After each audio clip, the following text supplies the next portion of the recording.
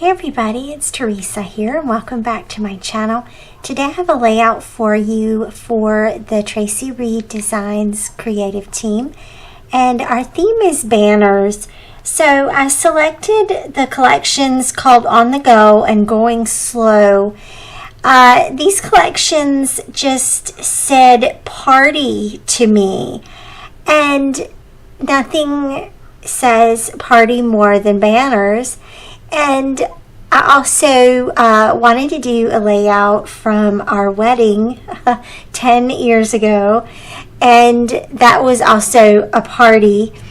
And so that's the theme today, banners. And a couple of things I did before printing and before starting my process video. I took the banner shape. There was a little label in the collection that's in the shape of a banner, and I took that and repeated it across an 8.5 by 11 sheet in Photoshop, and then copy and pasted or created clipping masks using a bunch of the pattern papers in these collections, and printed those out and cut them. And you'll see all that here in my process. I'll try not to bore you too much. And then the other thing I did was I printed out 1/4 of an 8.5 by 11 sheet of each of the pattern papers. And I just open up an 8.5 by 11 sheet of pattern paper in Photoshop, open up all of the pattern papers in a stack. You can load it into a stack, and then turn them all on and go through and print 4 on an 8.5 by 11 sheet, and then turn those layers off, print the next 4, and so on and so forth. And those I'm going to use my hand punches with. And so I've got a triangle banner, and then I've also got this one here that's sort of a pointed tail, and I'm also going to use a circle punch and just do like, it's almost like a 2/3 circle. And so you'll see how I do that as well in the process. And so I'm just showing you, giving you a general idea of how that went, how that part of the process went. I just sat down for an afternoon and punched. You could absolutely let your silhouette do the cutting for you, or your die cutting tool, especially if mobility is a challenge for you. There's a lot of different ways that you could accomplish this. I just had a fun time using my punches here, and also challenging myself. I've just been on this kick lately of challenging myself to use all of the pattern papers, or as many as possible, just to get that texture and the colors onto the page. And so as I'm going through this, of course, let me know if you have any questions at all. I did crop out to figure out how to create the banners and how to get them on my background paper. And my idea in my head and what I envisioned in my head was sort of like, you know how when banners are going across the street and you look down the street, and so there's this kind of perspective where some of the banners overlap and they're in front of each other. That was sort of what I was envisioning in my head. In full disclosure, I took this over to my sewing machine and tried to run them through the sewing machine first, and didn't really like how that was working out. And so I didn't include that here in the process. I just wanted to tell you that I kind of tried it that way and didn't really like it. So what I'm going to do instead, after I get all of these organized, is I'm going to find what color I want to use for the background paper. And so there are some beautiful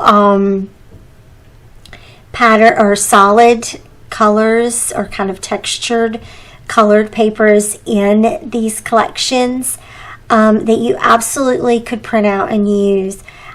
Full disclosure, I was trying to, after printing so many banners already, I just went and pulled some solid cardstock from my stash.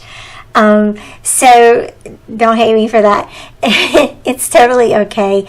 And so I'm just going to pull something here, and you can see how I'm trying to figure out like what's a good color, what goes best with these banners and with the colors in this collection. It was kind of interesting.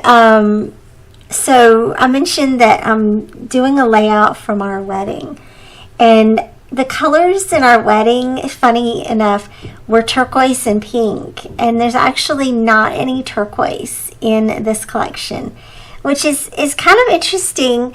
But it wasn't really, there was a little bit of teal in the photos, a little bit of maybe a little bit of turquoise, but not a lot.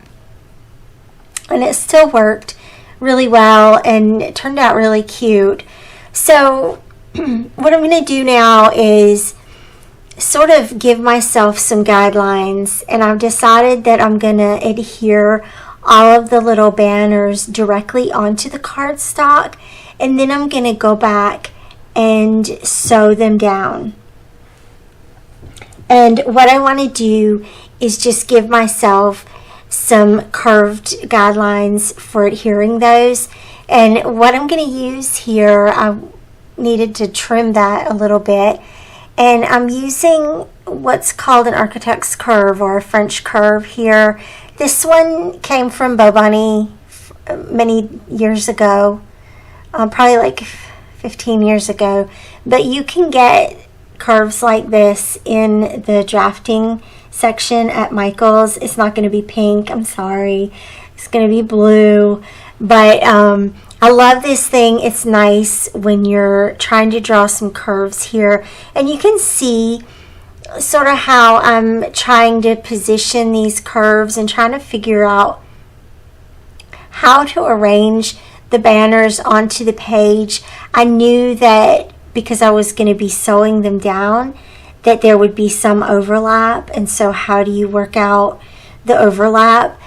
And then it turned out, funny thing, that once I started adhering the banners down onto the cardstock, I realized that I had them spread out a little bit more than what I wanted, and so I ended up not really following those lines, and that's fine. I did them in pencil, and so I just erased as I was going along, and as they showed up in the end. I don't know.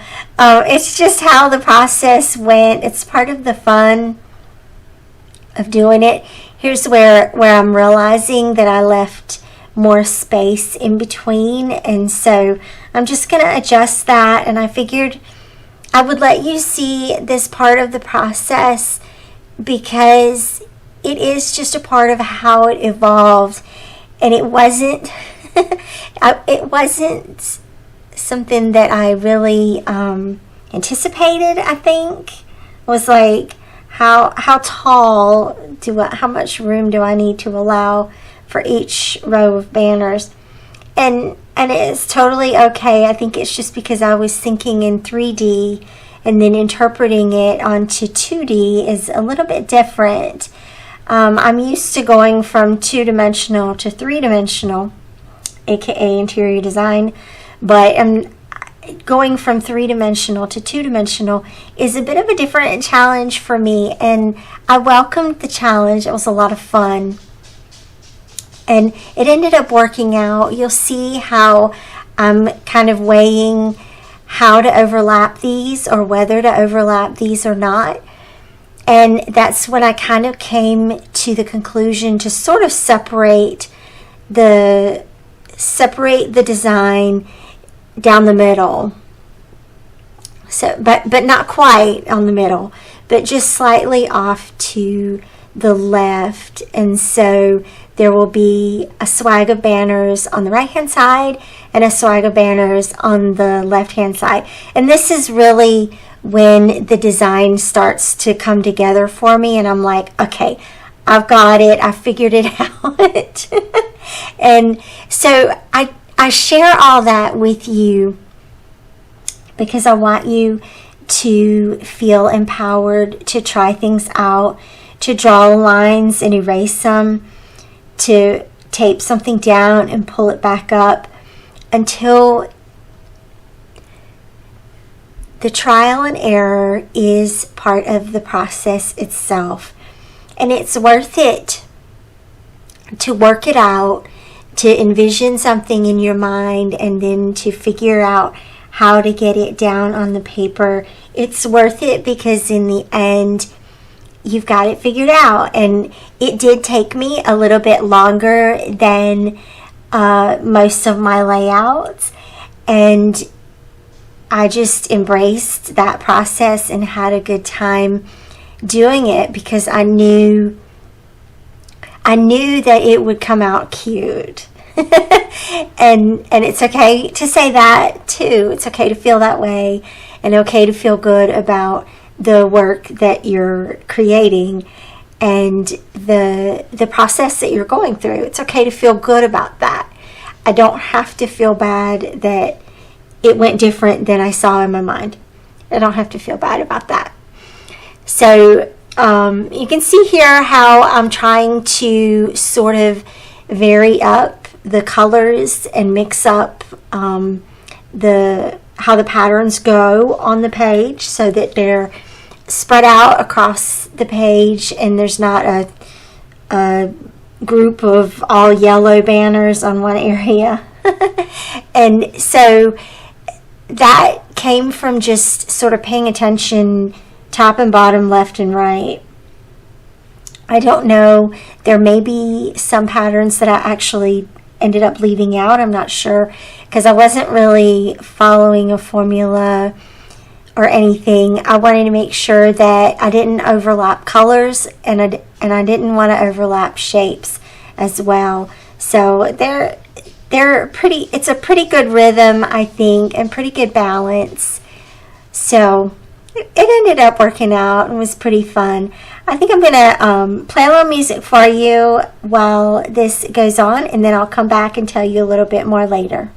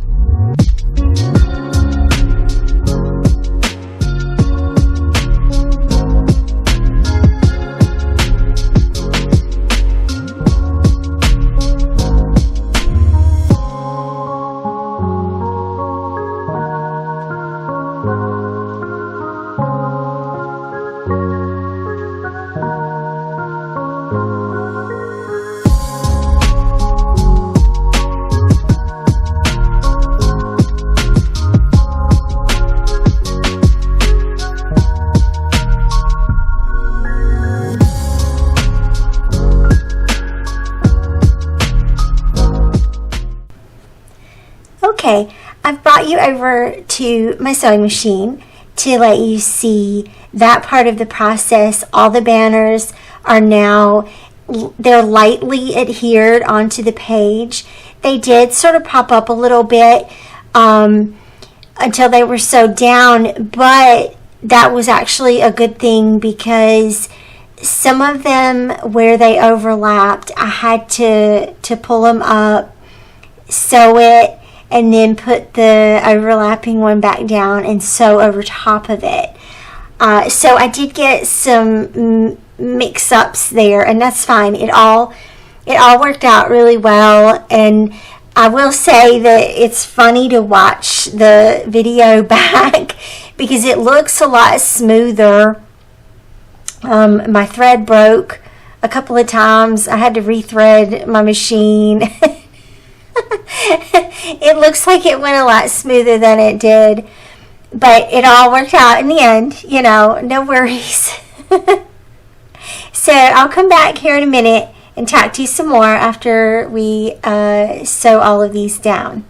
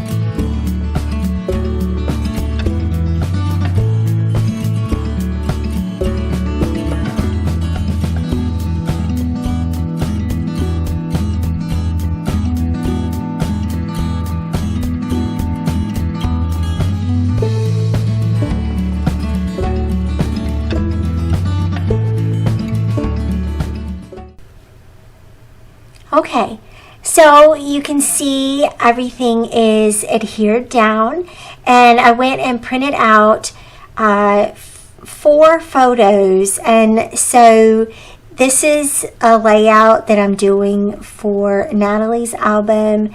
And so she was, at the time of our wedding, she was 4. And it was the cutest thing. In the weeks leading up to the wedding, she kept asking, when are we getting married? Because she thought she was getting married too. And it was adorable. She was so excited. And so I printed out a couple of the photos of us getting ready. And I printed them a little bit bigger and cut them a little bit bigger than the banners that were already down on the layout, just so that they would stand out a little bit. I also plan to lift them up with pop dots, so that they'll have a little bit of dimension off of the page. And of course I'll add embellishments and things like that as I go along. And you can see I'm just using some different shapes, just depending on what the photo is. There's one of us getting ready. There's one of us girls when we were posing before the ceremony. And this one was also from when we were getting ready. And then the main one was just a photographer photo that they took in between the first look and before we went out to greet our guests. I hope that makes sense. So, and I want to credit our photographer. These were from our professional photographer, Kelly Gowdy of High Point, North Carolina. This was actually her first wedding that she ever did, and she did an amazing job for us. So, just giving a shout out to her. There were some beautiful florals in these collections, and so that's what I have printed here, and I'm gonna layer the photos on top of and let those florals sort of flow out from behind the photos, if that makes sense. They just sort of spill over the banners, but they help to make those photos stand out a little bit more. This, full disclosure, the banners that were sewn down to the cardstock, they make a busy background, and not everybody's into that kind of thing, but I love it. I love all the texture and all of the layers, and there's so much to see and experience on this page. I love it. I think it's so cool. But when you're trying to put your photos in, and especially when you're trying to blend your photos into the already busy background, as in they're the same shape and they're just a little bit bigger than the shapes that are already there, you have to figure out some way to help them stand out. They do stand out a little bit because they're photos, but I felt like adding some embellishments and adding those florals around them as well would help to make that stand out as well. What you saw there was I was trying to figure out how to do my date. And so the wedding date was September 12, 2012. So that's why you saw 9/12/2012. But that didn't end up really working out. So I put that aside, and I'm still going to be thinking about it in some kind of way to figure out how I can incorporate the date. So for now, I'm just going to create this little cluster here, and it's again a little floral that's been cut in half, and then one of the circle labels that has my journaling. And I just wrote about how she had asked that question about when were we getting married. It's one of those things that I want to remember, and I'm not sure if this will go into their album or not, or whether it will go into the wedding album. I don't know yet. I guess we'll see. I usually like to create knowing where something's going to go, but this one was a little bit different. But it was kind of nice just to do a layout. I realized that I had not done a wedding layout for any of the kids. I've done a couple of wedding layouts for us, not a lot, but some of them. And so it probably will end up going into their album. I don't know. I'll see if they like it or not. If they don't like it, then I'll keep it for me. So I got all that down, and I think I'm adding, I wanted to use the Felicity Jane kits had these little paper clips. I love the paper clip shapes in the Felicity Jane kits. So these had colors that kind of matched that collection, so I used those just to make it look like the photos were paper clipped to the banner. I don't know if that makes sense at all. I don't know. But anyway, and then I realized, well, I sort of need a title here. So I'm going to do a working title, which is, I consider a working title to be longer than 2 or 3 words and almost a sentence, but doesn't have to be a sentence. Could function as journaling. As a really long description of a working title, but hence a working title. And so it kind of grew bigger the more that I put down, because first off, the alphabets I'm using, they're from Citrus Twist. They're just white puffy alphas. No, they're not Citrus Twist. I'm so sorry. The Cocoa Daisy. They're just white puffy alphas, and they look really cute against the mint background. So I'm going to fill in, because it's not already enough going on the layout. I'm going to fill in between these rows of banners. It turns out I could have left a little more space in between those rows, but it's fine. Everything worked out all wonderfully in the end. This has been such a process. I had the best time. This probably took me a whole day to create, all told, from start to finish.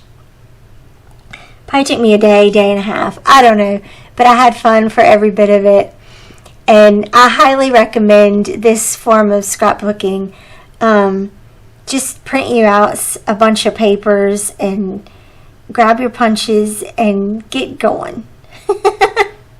Just get going and have some fun doing it. Follow that process wherever it takes you. Sometimes it's a wild ride. And so here's where I was figuring out. Remember, I couldn't really think about how I wanted to do my date. And so here come all the roller stamps. These aren't all of my roller stamps, but it's a lot of them.